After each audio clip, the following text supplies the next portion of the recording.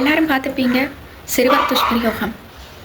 3 news, ஒரு news இல்லை 3 news. இதை கேட்டு இதையுமே உடைஞ்சு போயிட்டு என்று தான் சொல்லணும். அந்த அளவுக்கு வேதனையாக இருக்குது. அதில் ஒன்று வெல்கொடையில் பதிவான சம்பவம். தாய் வந்து குளிக்க போயிட்டா, தூரத்தில் இருக்கிற ஒரு கிணத்துல குளிக்க போயிட்டா. அவளோட கணவன் வீட்டில் இருந்திருக்கே, பிள்ளைய விட்டுட்டு போயிருக்கா கணவனோட. தாய் திரும்ப வந்து பார்த்தபோது பிள்ளை வந்து மயங்கின நிலைமையில இருந்திருக்கு. அப்போ கணவன் சொல்லியிருக்கு, பிள்ளை கட்டியில் கீழே விழுந்து மயங்கிட்டு சொல்லி. சரி, ஏன்னா ஹாஸ்பிட்டல் கொண்டு போயிருக்காங்க. அங்கே போகும்போது பிள்ளை இறந்துட்டு போஸ்ட்மார்ட்டம் ரிப்போர்ட்டில் சொல்லியிருக்கிறாங்க, பிள்ளை வந்து கட்டிலால் விழுந்ததுனால இறக்கல, நெஞ்சில் பாரிய ஆயுதத்தால் அடிச்சிருக்காங்க, இதயம் வந்து சிதஞ்சிட்டு உள்ளுக்குள்ள, அதனால தான் பிள்ளை இறந்ததுன்னு ரிப்போர்ட் கொடுத்துருக்காங்க. பிள்ளையோட அழுக தாங்க இல்லாமல் சகிக்க இல்லாமல் நெஞ்சில் பிள்ளைய ஓங்கி அடிச்சிருக்கு.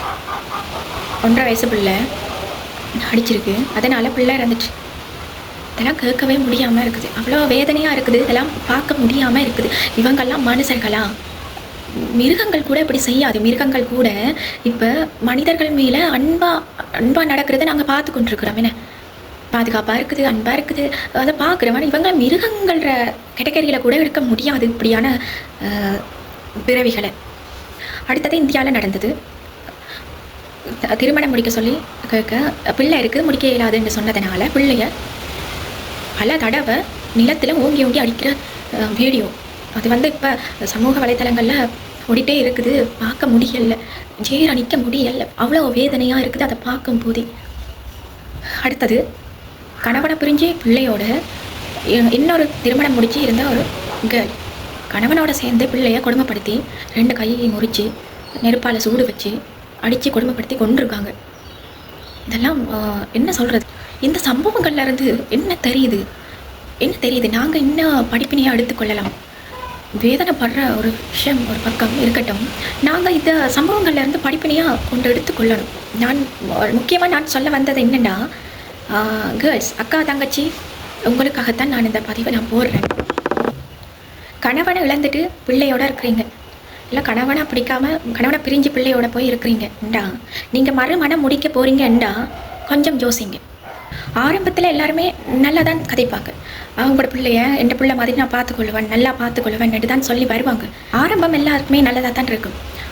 உங்களோட பிள்ளையை என் பிள்ளை மாதிரி நான் பார்த்துக்கொள்ளுவேன், இப்போ கைவிட மாட்டேன் என்று சொல்லி தான் வருவாங்க. அவங்களுக்கு அடிக்ட் பண்ணுறதுக்கு நிறைய வார்த்தைகள் சொல்லுவாங்க தானே, நீங்கள் வடிவாக இருக்கிறீங்க, நல்லா இருக்கிறீங்க. அதில் ஒன்று தான் இது அடிக்ஷன் பண்ணுற வேர்ட்ஸ். இதெல்லாமே புரிஞ்சுக்கொள்ளுங்க. நிச்சயமாக இன்னொருத்தர பிள்ளைய தங்களோட பிள்ளையா நினைக்க மாட்டாங்க. எல்லாரையும் சொல்லலை, ஒரு சிலர் தான் சொல்கிறேன். 100ல் ஒரு 10% தான் அடுத்தவண்ட பிள்ளைய தண்ட பிள்ளையா நினைக்கிற மனுஷர்கள் இருக்கிறாங்க இந்த உலகத்தில். எல்லாரும் அப்படி எவ்வளோ ஒரு நல்ல ஒருத்தராக இருந்தாலும் சரி, திருமணம் முடித்த பிறகு என்ன சண்டை வந்தாலும் அவங்களுக்குள்ள அந்த பிள்ளைய சாட்டி தான் சண்டையை பிடிப்பாங்க. இந்த பிள்ளையால் தான் நீ எனக்கு ஒன்றும் செய்கிறாள், அங்கே வரல, இங்கே வரல, அப்படி நிறைய பிரச்சனைகள் வரலாம்.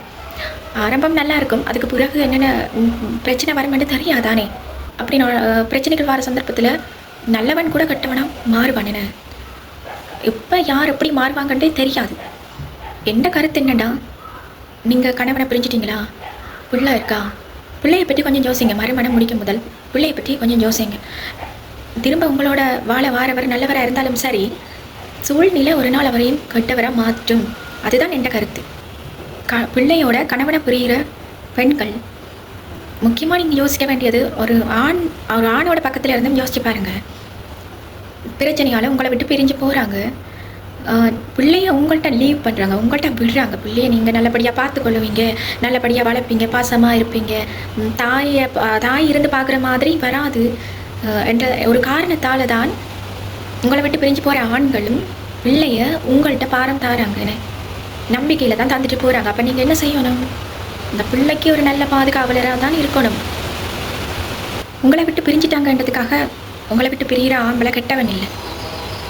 உங்கள் மேலே அப்போ கூட அவன் நம்பிக்கையை வச்சு தான் அவனோட பிள்ளைய உங்கள்கிட்ட விட்டுட்டு விலகிறான். என்ன ஸோ அதை நீங்கள் யோசிச்சு பாருங்கள். உங்களோட சந்தோஷத்துக்காக இன்னொரு வாழ்க்கையை டக்குன்னு தேர்ந்தெடுக்கிறீங்க. பிள்ளையை பற்றி கொஞ்சம் யோசிச்சு பாருங்கள். யோசிச்சு பார்த்தேனே முடிவுகளை எடுங்க. அதுக்காக நீங்கள் மறுமணம் முடிக்க வேணாம்னு சொல்லலை. உங்களோட பிள்ளை ஓரளவு வளர்ந்த பிறகு நீங்கள் மறுமணம் முடிக்கலாம். இல்லாட்டிக்கு உங்களோட பிள்ளைய நல்லபடியாக பார்த்துக்கொள்ளக்கூடிய நிலையில் உங்களோட அப்பா அம்மா இருந்தாங்கன்னா அவங்கள்ட்ட பாரம் கொடுத்துட்டு நீங்கள் மறுமணம் முடிக்கலாம். உங்களோட எடுத்துக்கொண்டு போயிட்டு அந்த இன்னொரு மன வாழ்க்கையில் இருக்கிறதுன்றது ஒரு சேஃப் இல்லை உங்களோட பிள்ளைக்கு. அடுத்தவண்ட பிள்ளைய தண்டை பிள்ளையா பார்க்குற ஆண்களும் இருக்கிறாங்க, நான் பார்த்தும் இருக்கிறேன். தண்டை பிள்ளையா நினச்சி வளர்க்குற ஆண்களும் இருக்கிறாங்க இந்த உலகத்தில். அப்படிப்பட்ட நல்ல மனுஷர்களும் இருக்கிறாங்க. அப்படிப்பட்ட நல்ல மனுஷர்கள் இருக்கிற இந்த உலகத்தில் தான் கொடூரமான பிறவிகளும் இருக்குது. யார வார்த்தையுமே நம்பக்கூடாது இந்த காலத்தில். எல்லாருமே நடிகர்கள். இங்கே உலகம் ஒரு நாடக மேடை தானே, இங்கே எல்லாருமே நடிகர்கள். இன்னொரு விஷயம், பிள்ளை இல்லாமல் இன்றைக்கு நிறைய பேர் தவம் இருக்கிறாங்க தெரியுமா? பிள்ளை வரம் கேட்டு கோயிலாக திரியிறாங்க, வேதனையோடு இருக்கிறாங்க நிறைய பெண்கள் பிள்ளை இல்லாமல். பிள்ளை வரம் உங்களுக்கு கிடைச்சிருக்கா, அது மிகப்பெரிய ஒரு செல்வம். என விலை மதிப்பற்ற செல்வத்தில் ஒன்று தான் குழந்தை செல்வம். உங்களுக்கு கடவுள் தார வரத்தை நீங்கள் என்ன செய்யணும்? கட்டி காக்கணும். என அதுதான் உங்களோட கடமை. எவ்வளோ கொடுமை செய்தாலும் பிள்ளைகளுக்காக அதெல்லாம் தாங்கி கொண்டு சகிச்சு கொண்டு இன்னமும் கணவனோடையே குடும்பம் நடத்தி கொண்டு பிள்ளைகளை வளர்த்துட்டு இருக்கிற பெண்களும் இருக்கிறாங்க. அவங்களும் 100க்கு ஒரு 10% இருக்கிறாங்க. அவங்களையெல்லாம் பாராட்டணும். இன்னொரு பக்கம் பிரச்சனையால் கணவனை பிரிஞ்சாச்சு, பிள்ளைகளுக்காக வாழணும், கஷ்டப்பட்டு பிள்ளைகளை வளர்க்கணும், படிப்பிக்கணும், ரெண்டு அவங்களோட வாழ்க்கையே தியாகம் செய்கிற அம்மாமாரும் இருக்கிறாங்க. அவங்களையும் பாராட்டணும். பிள்ளைகள் பெறுறதுக்காக நிறைய பேர் தவம் இருக்கிறாங்க, பிள்ளை வரம் கேட்டு தவம் இருந்து கொண்டிருக்காங்க. ஆனால் பிள்ளையோட அருமையே தெரியாததுக்கெல்லாம் பிள்ளை வரம் கிடைச்சிருக்கு. பார்த்தீங்க தானே, இன்னொருத்தனோட சேர்ந்து பிள்ளையை கொடுமைப்படுத்தி கொண்ட இந்த பொம்பளையே என்ன சொல்கிறது? இதெல்லாம் பொம்பளையா? இதெல்லாம் பெண் இனத்திலேயே சேராத உண்டு. இப்படியானவங்களை எல்லாம் அரெஸ்ட் பண்ணி ஜெயிலில் கொண்டு போய் போட்டு தண்டனை கொடுக்கக்கூடாது.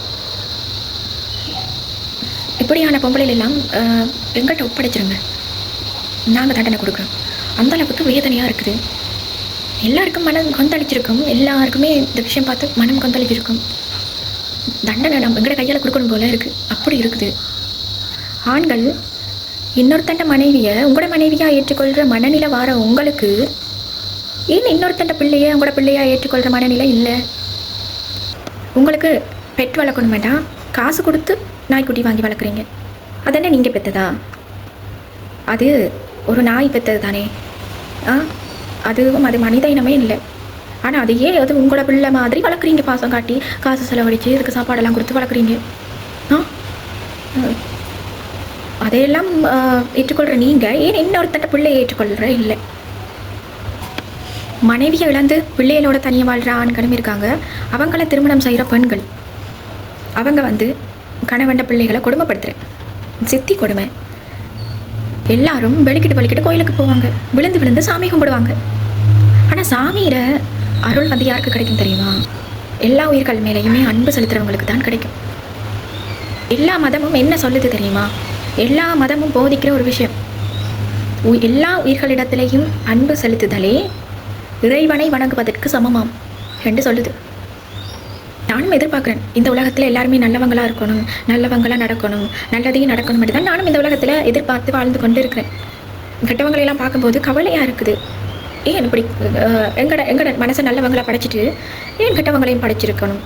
எல்லாரையுமே நல்லவங்களை படைச்சிருக்கலாம் தானே. சரி, அக்காமார், அண்ணாமார், தங்கச்சிமார், தம்பிமார் எல்லாருமே நான் எதுவும் பிள்ளையாக சொல்லியிருந்தா என்ன மன்னிச்சுக்கோங்க, சரியா?